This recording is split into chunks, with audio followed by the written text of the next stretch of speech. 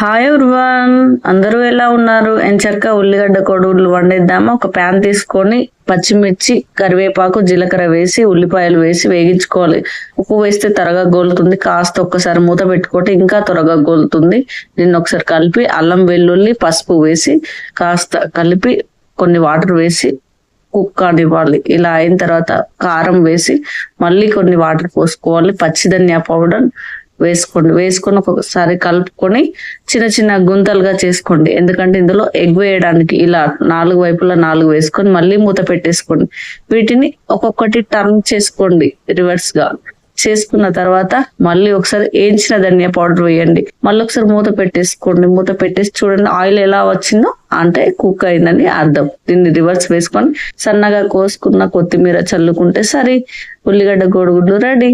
ఎంతో టేస్టీగా ఉంటుంది. దేనికైనా తినచ్చు. తప్పకుండా ట్రై చేయండి. సబ్స్క్రైబ్ చేస్తే